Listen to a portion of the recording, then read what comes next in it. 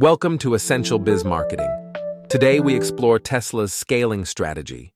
The plan combines price cuts, factory expansion, and vertical integration. Let's begin with Tesla's approach to growth. The strategy blends pricing, manufacturing scale, and vertical integration. Price cuts in 2023 to 2024 reposition the Model 3 and Y against competition. Expansion of the Berlin factory aimed to double capacity for the European market. Now let's look at evidence of Tesla's scaling results. Regulatory filings and investor updates confirm intent and performance outcomes. The 2024 filings showed record deliveries, deployments, and expansion of Tesla's global base.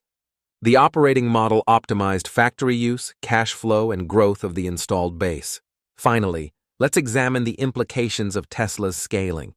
Short-term price elasticity remains the company's key growth lever. In the midterm, local capacity approvals cut costs and speed delivery. Long-term, vertical integration strengthens resilience and supports cross-selling. The lesson: pricing, capital investment, and channels act together as scaling levers. That brings us to the end of today's case. Thank you. This concludes today's session, and we look forward to exploring more topics together.